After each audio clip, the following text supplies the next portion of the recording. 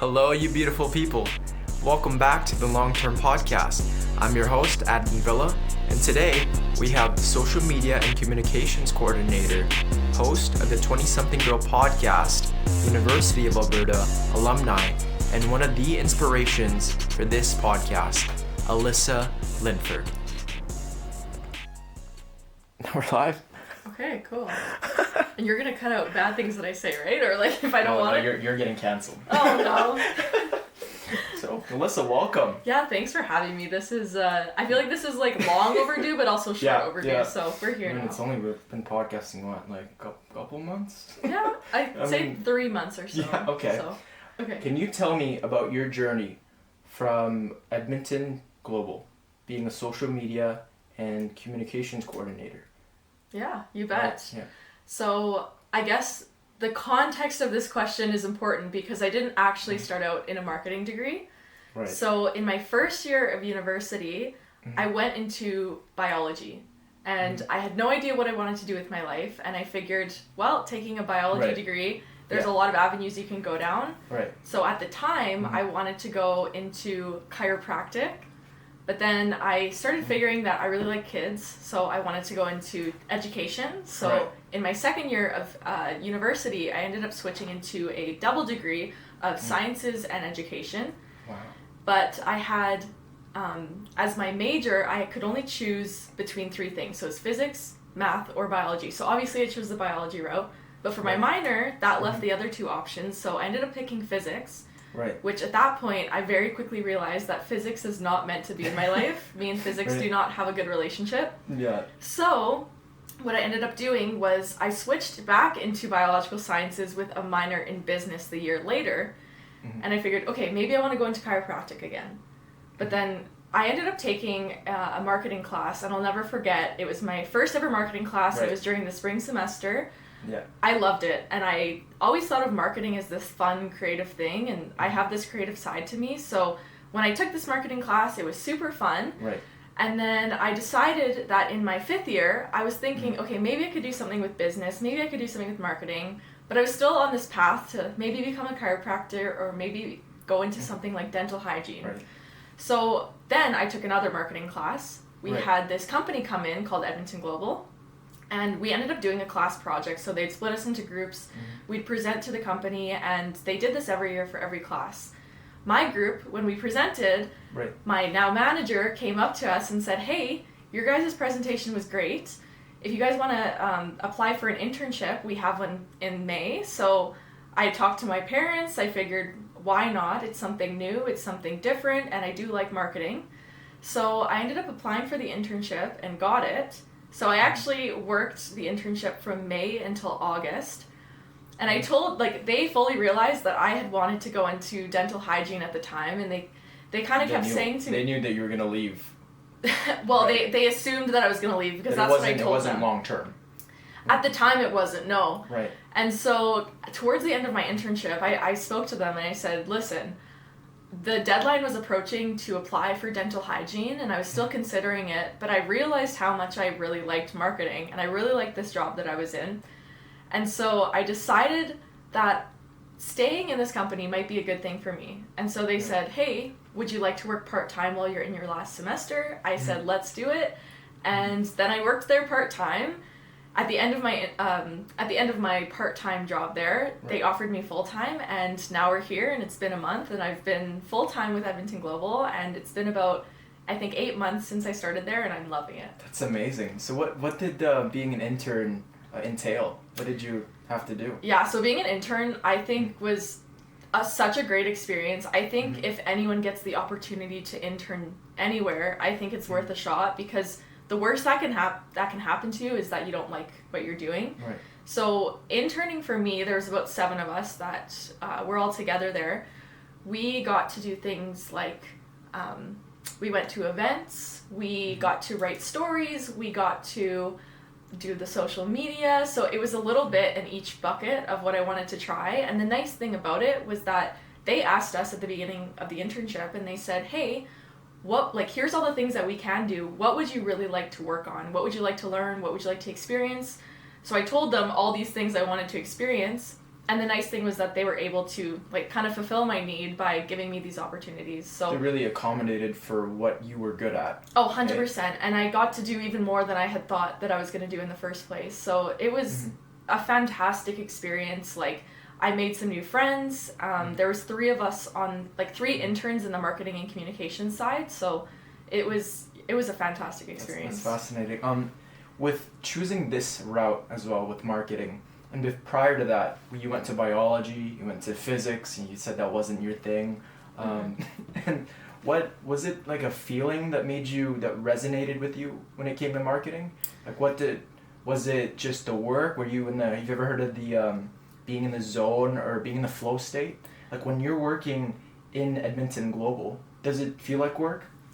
You know what? I think that's a great question. I think marketing for me was always something that I thought of as just this creative fun side. And I've always had this creative fun side to me that I haven't, I guess, tapped into, where I'd make these video projects growing up, or I'd always be the first to jump on any creative side. Your YouTube videos. I remember in grade 8, you had we did the Outsiders, the Outsiders project, and everybody's project was so bad, and then Alyssa comes out with this, full funded, like, there's a group of you guys, and there was just so many scenes, and you had the scene with the sunflower. Oh, we made a full-on feature film. That was great. Well, you know what's ironic about that project is that... Well, no, we actually didn't do good, because the whole point of the project was to do something completely different, and all we did was recreate the Outsiders in film. Right. So we didn't do great on that project, but that's an aside.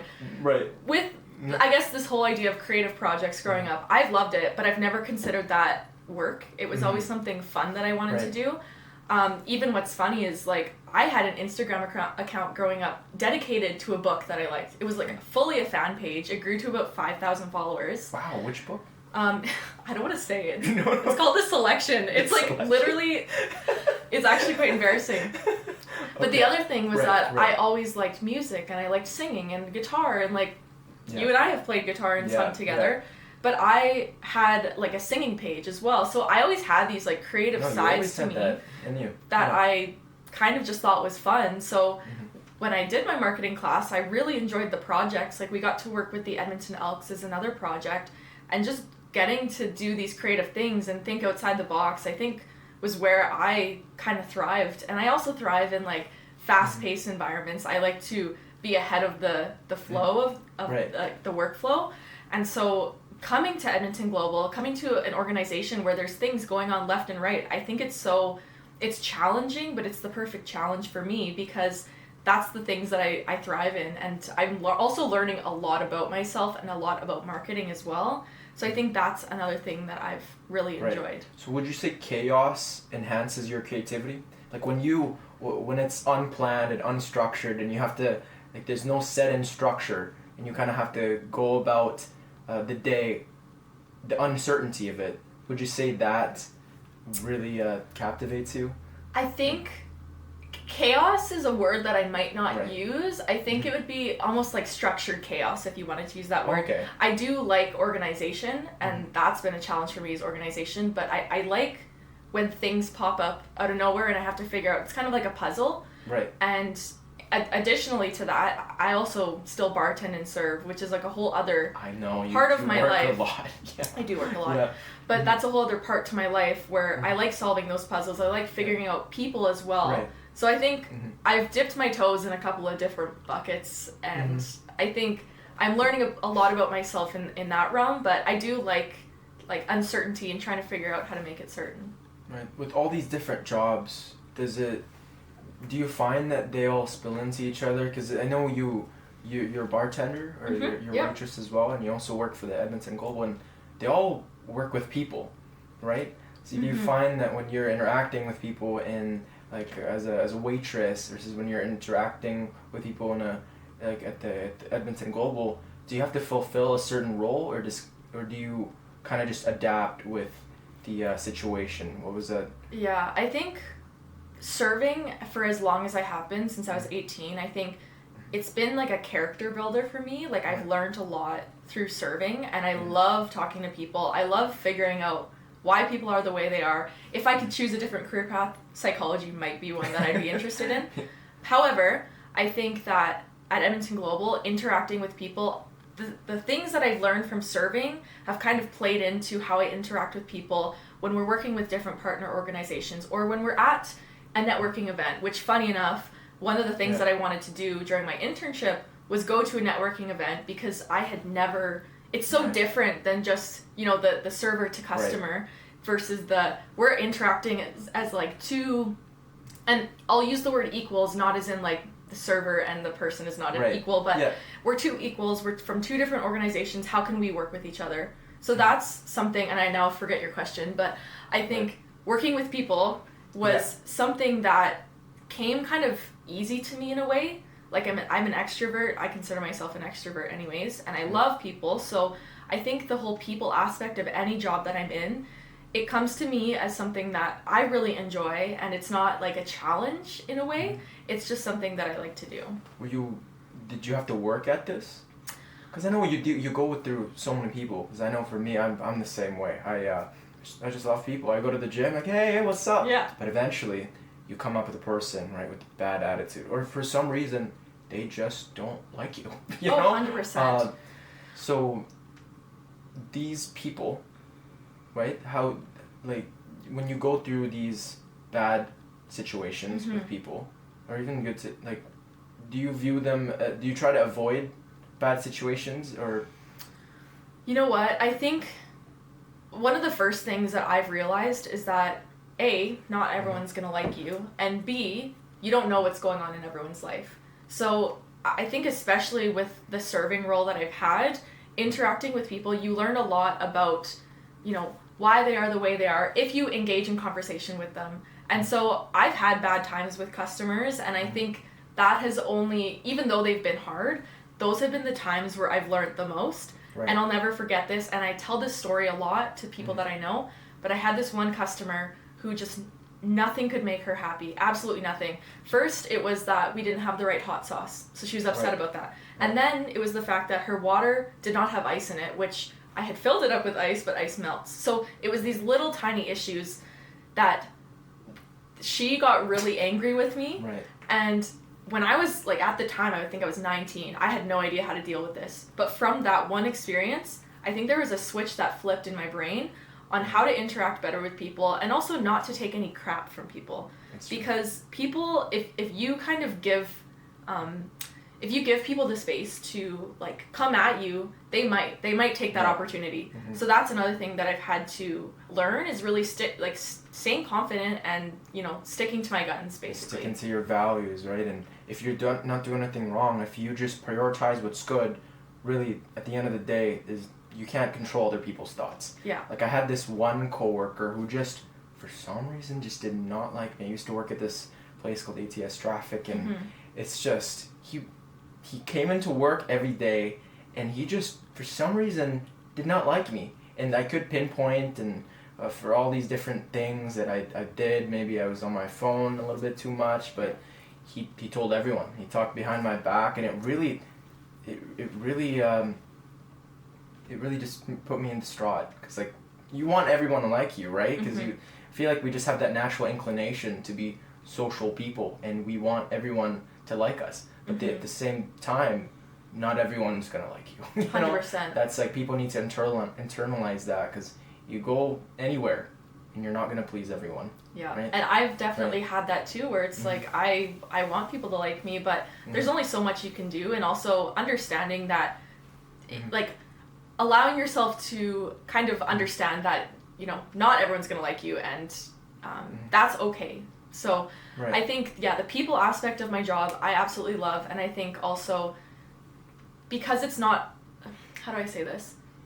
Because I've gotten that much more confident, and also being respectful to people too. Like, I'm not gonna come at anyone and be like, hey, that's you're being a, like, and use a bad word or something. But, you know, I understand that everyone's going through something. I've had people say, like, you know, I lost a friend today, or, you know, I had an accident, like something happened at work, or something like that. So I've been also cautious to that as well.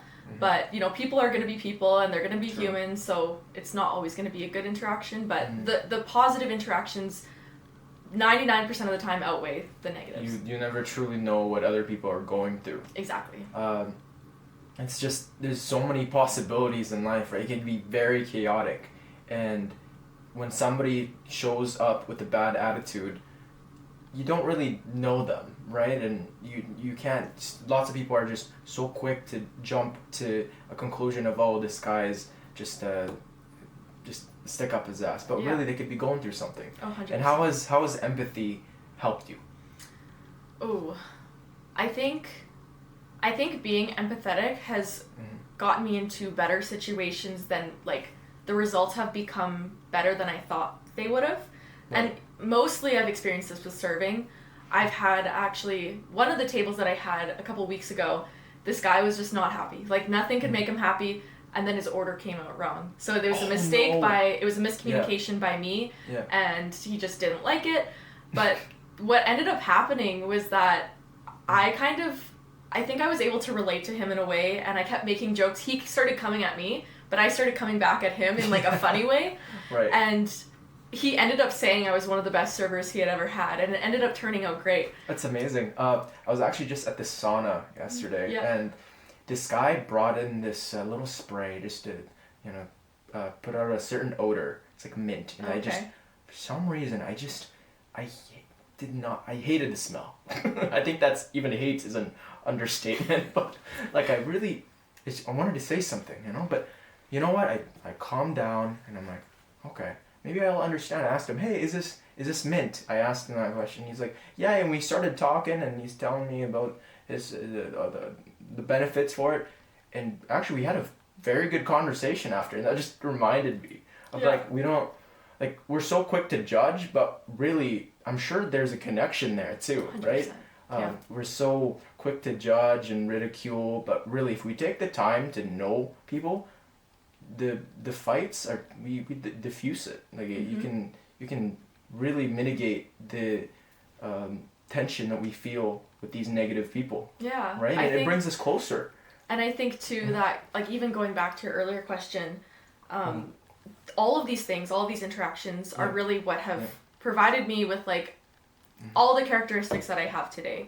Right. So it's been a positive thing, like, even interacting with people and, like, learning those new things. So overall, it's been, like, people for me have been a great thing. Yeah. It seems like you gravitate to people. Is that Edmonton Global, you're constantly dealing with, you're putting out stuff for people to read. When you're being a waitress, you're constantly interacting with people, taking out their orders, and just as a person that have been in school with you since middle school, you've just gravitated towards people. I mean, has there been a time where you didn't want, like, it's been too much? Like you want some alone time, or you just constantly surround yourself with people? I actually think, ironically enough, that time that I've come to realize where I'm not going to say people get too much for me, but I'm going to say that I've realized that I really love my alone time, and that time has been now. I used to think that I would thrive off of being in social situations, and I think my social battery had a lot. It's kind of like Apple phones, where at first they can hold a lot of battery, and then they run out over time. And then you look on it's like 80%, 70%. Yeah, it goes faster. Yeah. But I think in the past, I've been able to thrive in social situations, and I thrived off of being, like, feeding off of people's energy. But as I've gotten older, as I think a lot of life changes have happened, coming out of university, moving out, getting a new boyfriend, all of these things to say is that now I really enjoy being alone a lot more, and I think now it's become more of this, like, 50-50 balance, even 60-40, where I need my alone time. Not all the time, but most of the time I need alone time in the day at some point to kind of thrive in those social situations. And what do you do during those alone times? Meditation? I know you work out a bunch, and that's a big role. If I ever feel stressed, overwhelmed, anxious, or even just needing something to do, going to the gym has been something that I really like doing alone. I like going out to get groceries alone. The one thing I haven't done, but I look to do sometimes, is to go and sit in a restaurant alone, or, go into anywhere alone for that matter. And so I think doing activities where some people would do them with people, but doing them alone instead, has kind of made me, like, reflect on things. I like driving a lot, and when I drive, those are the times where like my shower thoughts really come up. That's awesome. So I think going back to your question, I love my alone time, and now I'm more so the type of person that needs kind of both, where I think in the past it's been more like people-centric. What brought upon that idea? Was there like a big thing that happened that once you go, oh, I need some alone, like I really need this is essential? Because it seems, I feel like that's very empowering, right? When you do go to the movies alone, or when you're just comfortable with your own skin. Because at the end of the day, I mean, when we wake up, even when we when we go to sleep, really it's our own thoughts. Like we are in charge of our happiness, right? Our perception. And was there a core memory or some event that happened that brought upon this need for a long time? I think I'd call it a need. Yeah. I don't think there was one thing that necessarily meant that I needed to be alone, but I do remember one thing, which was when I first started dating Sam. Right. This was when we were texting a lot. We'd be talking about what we were doing during the day. And one day I said, "Hey, what are you doing tonight?" And he said, "Going to a movie." So my initial response and what I told him was, "Oh, who are you going with?" Yeah. And he said, "Oh, I'm going by myself." And I thought he was joking. So I said like laughing emojis what is this guy at the movies alone? Alone? That's I was like what? Of. It's like, what? And he said his response was something like, "What do you mean, like, you don't talk during movies, so that I'm going alone. It's a great thing to do." And that might have been one of the pivotal moments where I thought, oh, there are some things that you can do by yourself. And I do like going to the mall by myself. I don't have any distractions. I can just focus on what I'm doing. Or even when I go to the gym, like I can focus exactly on what I'm trying to get done that day. That being said, I do like doing things with other people. If my friend asked me to go to the gym with her, I'd say, oh yeah, let's do it. But it's, like for other people, it prevents them from doing things because they're not with people. Right? Yeah. I was thinking about that. I was thinking maybe going to Mexico alone, just like sitting there, just minding my own business. Yeah. Just, because when you do, like, that's like a big thing, going on vacation alone. You know what? Step. I'm going to call out my best friend, and I feel like she's going to laugh when I say this, but Kate has been the type of person that has always needed to do things with other people, but not in a bad way. Right. And she doesn't really do this anymore, but when we were younger, I remember we were leaving school and we had to go pick up some stuff we were hanging out that night. So I think we were baking cookies or something. Right. And I said, Kate, I'm going to go to this store and I'll drop you off at Bulk Barn. Can we meet back up? She's like, what do you mean? I can't go to Bulk Barn alone. You got to come with me. So I think getting over that fear of doing things alone, because I think it can be scary going into places thinking of what other people are going to think of you. And I think the gym is one of those places that it comes up a lot. Right. But once you take some peace into just accepting and realizing that everyone's kind of doing the same thing, nobody's thinking about what you're doing, then it's... I mean, even if they are, you probably shouldn't be talking to them. Yeah. I've had that many times. I still kind of do, where I go to the gym and I'm looking around and there's so many people and I feel judged. I feel like I gotta be in my A game. But at the same time, you're there to work out. You're there to prioritize your health. And so what if you're there alone, right? If the places that you need to be, you're doing it for you. You're not doing it for them. How do you deal with that thought of judgment? Right? Because I know even with this podcast alone, I still get like thoughts of, man, I'm putting this out in the world. And like going to your podcast as well. Do you think of these things when you're going about, and what are the tools that you utilize to combat them?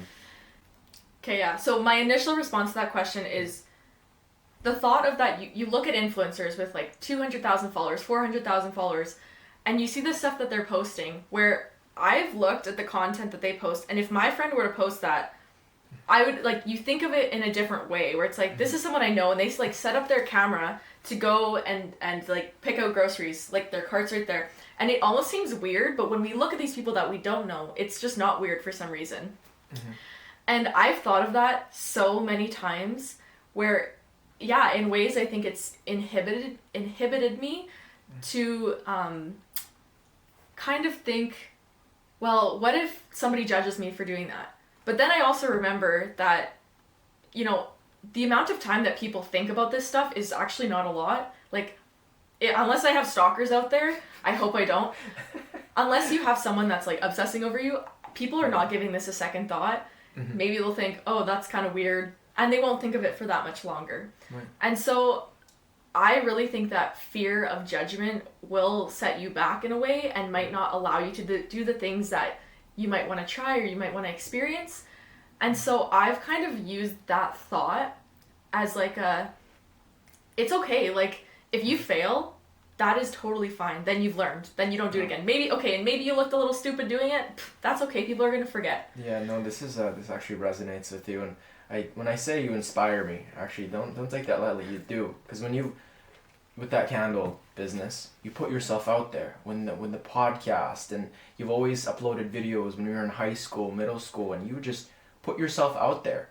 And when I was listening to your podcast, you talked about your skin issues and just being vulnerable, and that really inspired me to start my own podcast. And it's just I still feel a lot of like doubt and shame, like when especially later in the day when I'm thinking, I'm like, you know my fitness account, I have my video and I go, you can do this. I always have that feeling of, oh, just one person just thinks badly of this, and it doesn't sit right with me. Like, does that go, like, I know you've said that people probably don't think much about this, but like, even if it's for like, it doesn't make you uncomfortable when like maybe 30 seconds out of the day there's someone that looks at, maybe the 20-something girl podcast and they judge you a little bit? Like, do you just not care? I mean, I think part of the reason I'm able to still continue with the things that I want to do is because of the way that I was raised. Like, I was always raised to be very confident and like kind of like the you got this mentality. Empowering. And a part of like what I would say is, I don't know if I can actually give an answer. I think some people are just naturally a bit more like inclined to do these crazy things in a way.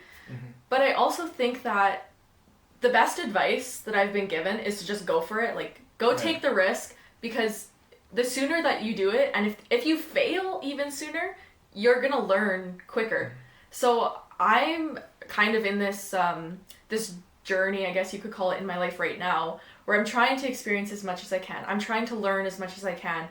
And I fully am doing that with the risk that, something might go wrong, or somebody might not like what I said, or somebody might not just like me in general. And I think I've just kind of accepted that, because as long as, on the other side of that, if I've had people come up to me and be like, I can't believe you're doing this. Like, this is like, you inspired me. And I think that cancels that other side of it out so fast for me. I'm one of them. That it doesn't, it almost ends up not mattering. Like, if you look at anybody I wish I could come up with an example right now, but any influencer or celebrity, they are at risk to negative comments. And so anytime you put yourself out there, you're at risk for negative comments. And it's funny, I ended up putting one of my posts on Reddit about my skincare. I saw that. Yeah, and it got about 400 comments. It had, at the moment, I checked it earlier today, it has about 260,000 views. So there's a lot of people looking at this. And I looked through, and there was only about 2 or 3 negative comments, where maybe in the past they would have gotten me down. They actually didn't seem to have an effect on me. They were mildly creepy, but but everybody else that was saying, I can relate to you, here's some advice, I'm sorry that you're going through this, it all mattered so much more to me than the 2 or 3 negative comments that I got. That's amazing. I mean, negativity is just so powerful, but it seems like for you, it doesn't bother you as much. And I think I have a bit of self-awareness as well to realize, like, starting a podcast might serve up some judgment from people, and I'm totally okay with that, because those might not be the people that I'm going to surround myself with. And I think I've heard, I don't know if this is backed by evidence or science or whatnot, but you're most like the 7 people that you hang out with the most. I think that's birds of the same feathers flock together. I mean, yeah, exactly. Look at us podcast, where we had Morgan early. Yeah. But yeah, no, the people that you surround yourself with, you will become them. I see that in so many of my friends. Like, the more I put out, the more I used to think that I was special, right? But then I realized everybody's got their own role, right? And the more you put out there, people absorb it, right? And like, when you tell your friends, oh, I'm going to the gym, I'm going to I'm going here, I'm doing that. You're casting votes like James Clear at the Atomic Habits. And people get inspired. People look at you and go, oh, maybe I should be doing that. And when you talk to them more and more, when they go, oh, what should I do tonight? Like, oh, well, maybe what's Alyssa doing? Oh, at the gym? Well, maybe I should go to the gym. And through action, you influence others. And that's just, how have you been, lots of people say they inspire you, right? Do you more deliver this through action, or do you tell people kind of keep going, you can do this? How do you go about empowering these people around you? Because it seems like it's working. I think this question is funny because I have never considered myself to be someone that's good at giving advice. I am a great listener, and I will right. listen till the day that I die, but right. I've always considered myself as actually like someone who's bad at giving advice. Right. Let me think about that. I think the most that I can really do is share my experience. One of the things that I've learned quite recently in the past year or so is that taking advice from my parents has been one of the most powerful things, even if I don't agree with it all the time, because I know I trust my parents. I know they have good advice. So whenever I fought against their advice, sometimes it's actually turned out bad for me. So I think that, I'm trying to think of how to answer this. Like they've gone through that, right? So they know. Like they were our age one time. So. Yeah, and so I think where my advice goes to people when, if somebody's to ask me, how do I get through a breakup? How do I go upon a fitness journey? Part of what my advice would be is trial and error. Try different things. And if you fail, try something different. Because that's where I've grown the most and that's where I've learned the most. And because I'm not, certified, licensed in like skincare, or I'm not a psychologist, I'm not this or that, I think, my best advice for people, if people were to ask me and I had to give advice, it would be try a couple of things for a little while, and if it doesn't work, try something different. Because I think the hardest lessons learned are the ones that you go through yourself. And I wish that I could get my message out on certain things, but I can't always do that because I'm the only one that's experienced it, or somebody doesn't understand because they haven't experienced it yet. And I think, all that being said, I still don't think I'm great at giving advice, but I still think I like to talk about certain things with people, so that might also be advice in a way. But I guess that would kind of be my answer to that question. I feel like the people with lots of humility are the ones that are really successful. Like I often, the most successful people that I know, they often say they don't know everything. Oh, they don't give themselves credit for this, and that there's other people that know more, and that seems to kind of resonate with you. No, did you always have this mindset? I mean, did you? Oh God, no. No, or were you ego driven one time, or did you? Your confidence seems to be very high, but it's Socrates. Yeah. Yeah. Okay. Barely. But he's a guy that just claims back thousands of years ago. He claims he doesn't know anything, right? But he understands this, and he actually internalizes this.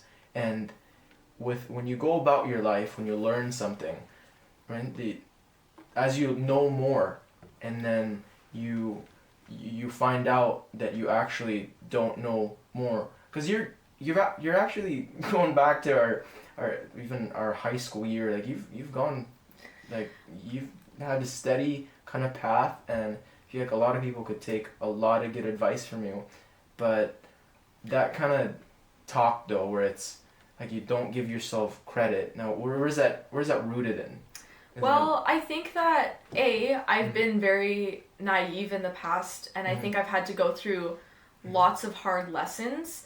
I've not really had any trauma or anything super bad happen to me where I can't speak on that part of things.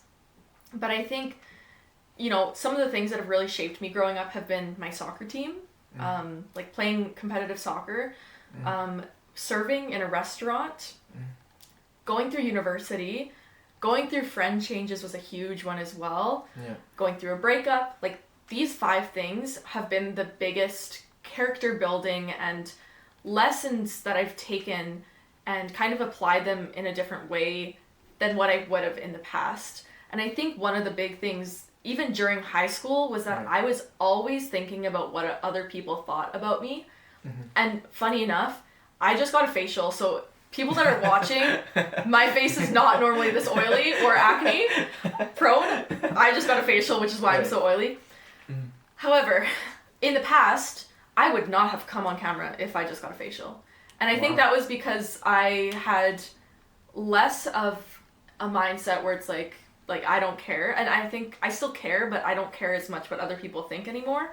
Whereas in the past, it's like, oh, like, do I look okay? Like, is my face look good? Is all this? And I think that is normal going through high school. Like, you're a lot more concerned about what other people think because you're going through puberty, you're looking for a boyfriend, like all these different aspects of it.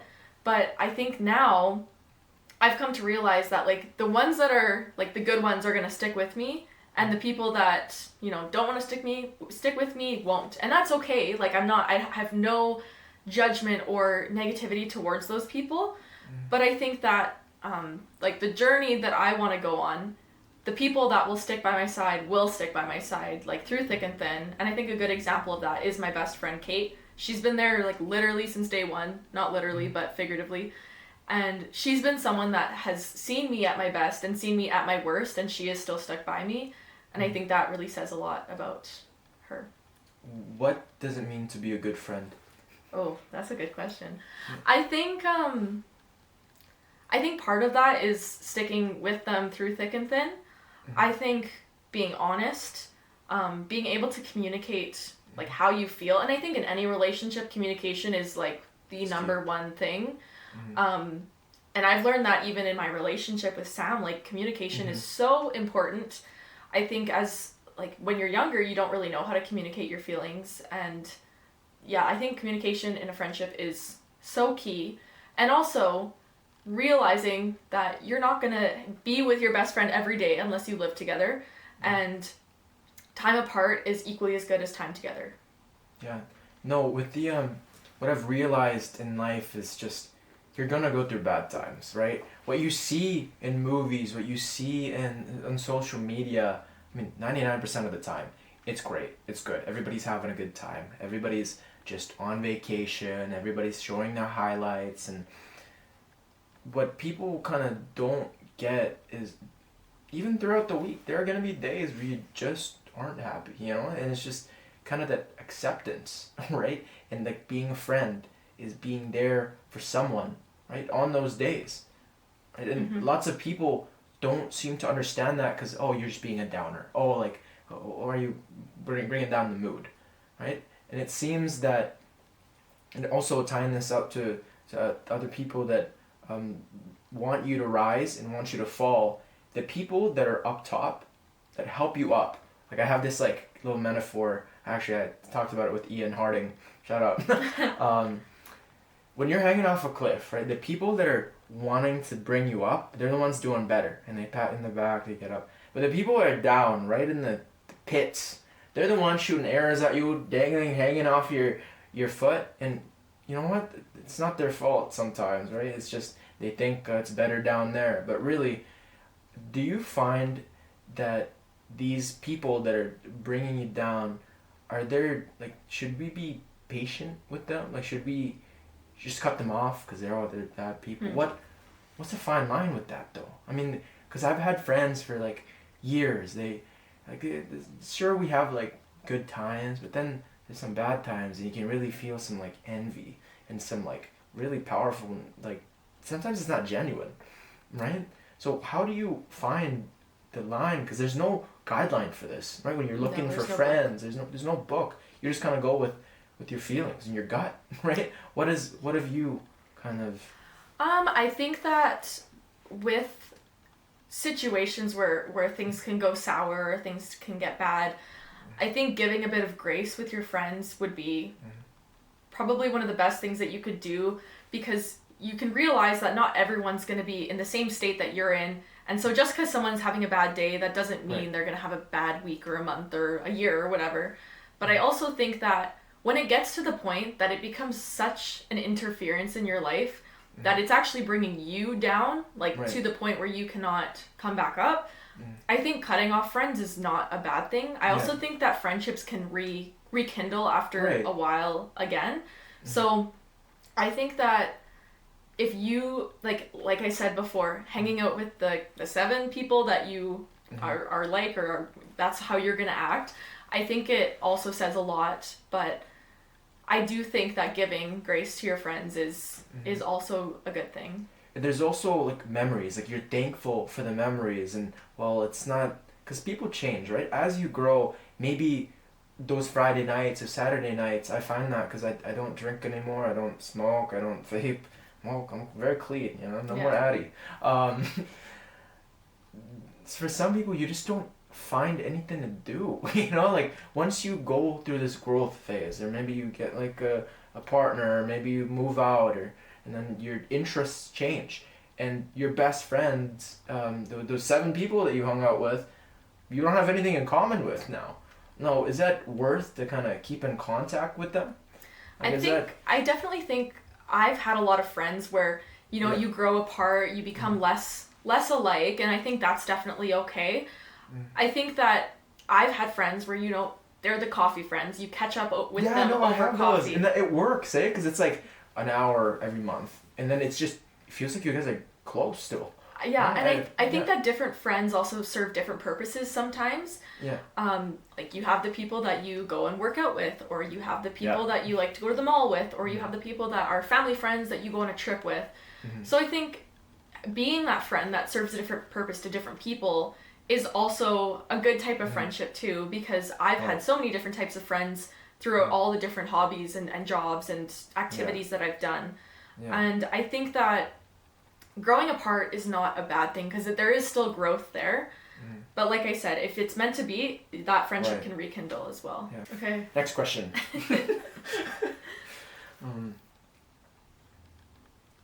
How do you approach conversation? Right? Do you just go about it with asking questions first, or do you have like a line that you prepare when you're trying to get to know someone? There's an art to it, right? When you're like conversating with someone, like how many jokes do you look at their eyes? Like, are they paying attention to me, or? I think it depends on the context of the situation. When I'm serving is a really great example of, when you go to a restaurant and you have a server come up to you, what are the plans for the rest of the night, or how are you guys doing today? Those are 2 questions that are like, oh my god, they're the boring server questions. But one thing that I do, and people might hate me for this, but when I say, what are you guys up to for the rest of the night? And I get an answer, I don't just leave it at that. I keep going. So I poke and pry sometimes, but people often will share, what's going on in their life, or what they're doing.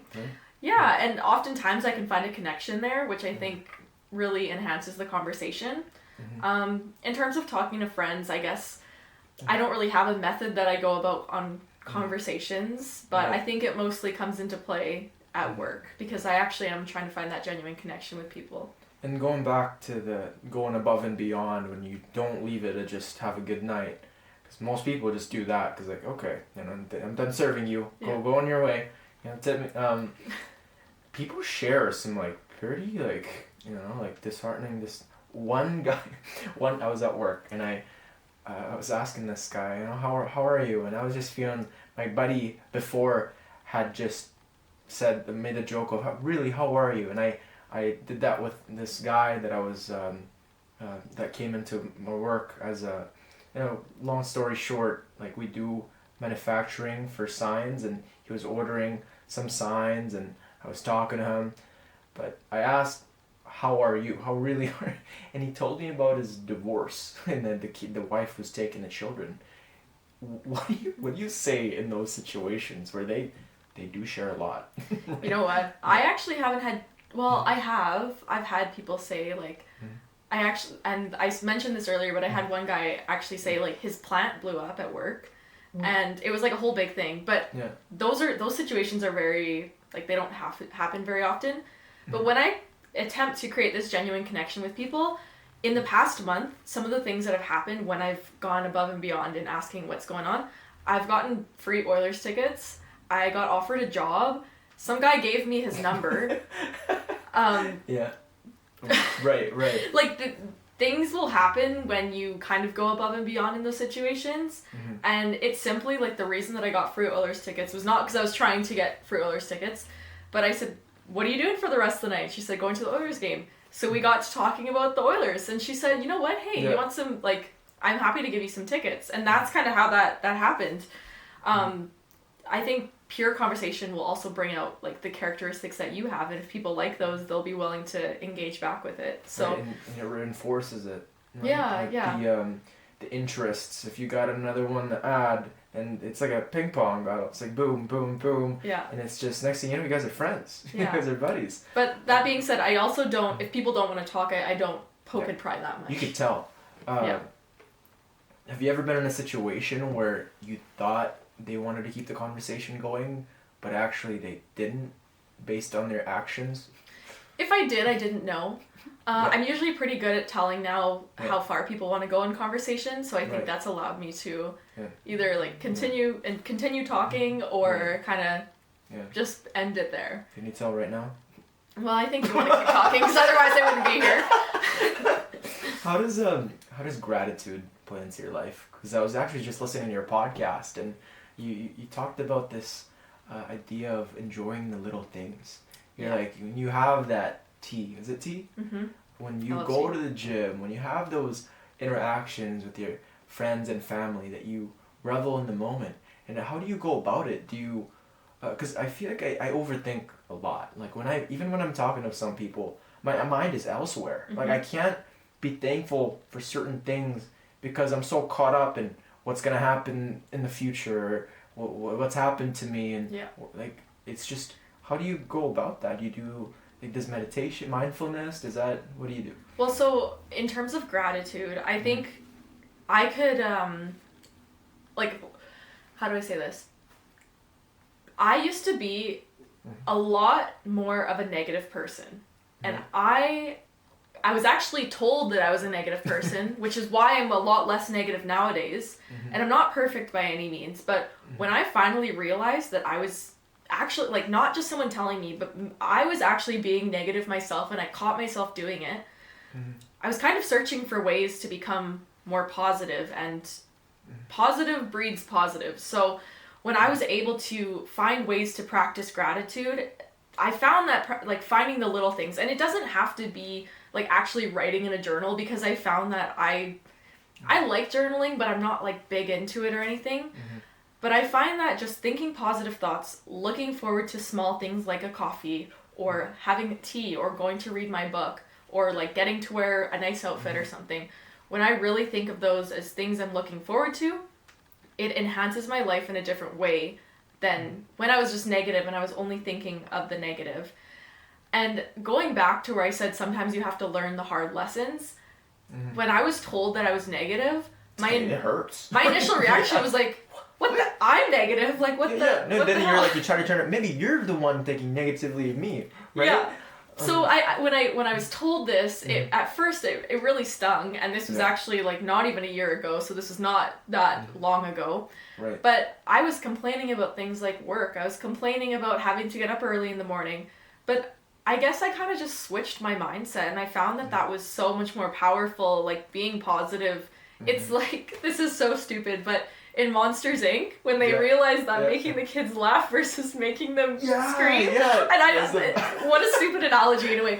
That's great. Like, honestly, honestly, like, being positive will only enhance your day. Like, it'll also allow you to get through things that you might not think that you could have gone through. So, I think being positive and practicing gratitude, like, it doesn't have to be this hard thing where you have to like set it up for yourself. Like when I'm driving, I just think of like what I'm looking forward to, and it can be as simple as that. Or like being alive. Like when I wake up sometimes, especially when I'm just so bogged down by the exams and responsibilities, I go, I'm alive. Yeah. I'm alive right now. And then I think about the people that aren't, and then I start going, oh, like life is uncertain, and tomorrow it's not guaranteed. Right? And it's those little things where it's you have a conversation, interaction with some people, and that's not forever. I mean, do you believe in impermanence? That do you have this when you go about your day of gratitude? Or maybe not. Do you do gratitude every day? Is that kind of what you? Here and there. Okay. I don't practice it every day, but. But impermanence. Have you ever? Yeah. I don't know actually what that means. Well, it kind of ties down with gratitude too, where the interactions that you have are impermanent, and even life itself, right? It's just everything. You could lose everything or anything at any time. Yeah. Right? Do you ever have these thoughts? And I think would that just make you anxious? I think. I've had thoughts of like, what if my parents die and that's why they're not responding to me, or what if I get those thoughts all the time. What if I like slip in the shower and hit my head and then somebody finds me dead? I have thought about that before, and it goes pretty dark. Intrusive thoughts. Everybody's got those thoughts, and if you ask people, like I was so scared to tell my parents that like, oh man, like. I have this thought of like when I'm cutting the knife, like what if I just some demon like came into me and I just or when I'm like going 100 kilometers, boom. It's like, it's just, where did these thoughts stem from, right? Yeah. And to kind of verbalize it, to know that you're not alone. Yeah, you know what? I think to kind of turn it back to more positive. My grandma, when I was younger, one thing she used to do with us, she'd say, okay, let's sit down and we'll say all the things we're thankful for. And every time she comes over, she asks 2 questions. One of them is, where's your favorite place to go on vacation? But the second one is, what are you thankful for? And it literally, I remember we would talk about, like, I'm thankful for my toes, I'm thankful for my fingers. And it would go as simple as that. And I think that was actually a core memory that kind of shaped me without me even realizing it. Yeah. Looking at those little things are powerful. I mean, like, the ability to see. Like, people just take that for granted. I get these intrusive thoughts too. I'm a bit of a hypochondriac. I don't know if you know. Whenever I get like some stiffness in my neck, okay, cancer. Yeah. You know, I get like, I had the stress factor from running too much. Man, how am I supposed to run if they chop off my foot? Yeah. You know? Like, I get those thoughts. I mean, when you go through like anxious thoughts, what help you? Like, I think zooming out. Yeah. This is advice that Sam's given me because it'll happen with work, or it'll happen with just anything in general, where I'll look so closely at this one little thing that I'll hyper-fixate on it. And zooming out really allows you to see, here's the scene, and here's how small this thing is to you. So I think, zooming out has really helped me kind of come back and be grounded, but I also think things like working out, like even going back to that, going to the gym will allow me to release my stress and kind of get back to like a calm mindset, or taking a bath I really like, or reading a book, or just like anything that's not to do with the thing that I'm stressing over. Like work is a good example. I can stress myself out so easily, and I think that my cortisol levels are probably higher than the average person's. Right. But when I get so hyper-fixated on something, it only holds me back. So realizing that, maybe I shouldn't take my work home with me and continue working up until 11 p.m. I would do this with school too. Like I'd hyper-focus on things that maybe weren't even as important. So finding other ways to release that stress and become more grounded have helped me. Like in the grand scheme of things, right? That little thing that you were so hyper-fixating on, like if you let it, it's going to affect all facets of your life. Right? Oh, and you know what, even right now with this acne that I'm going through, this has never happened in my life. And because I was so hyper-fixated on it, and I think I still am, I think it's only made it worse. So I think that's a good example of something where my hormones have been off and my stress has come out on my face. And like, I have felt self-conscious about it in a way, but less so than I probably would have in the past if it came on in high school. Can you tell me about that journey? Like, you've always had clear skin, I remember, but like, I'm sure there's an answer to this, and you're working towards finding a solution, right? And it doesn't even look that bad. Thanks. Yeah, no. I have gone through, this is like a journey that I'm like in right now. Like this is happening. This came on, I'll try to keep it short because there's a whole like load of things that I could talk about. But I've been to doctors, I've been to an allergist, I've been to a dermatologist, esthetician, I've gotten facials, I've posted on Reddit, I've done so many things to figure out what's causing it, what can I do about it, and how can I get rid of it.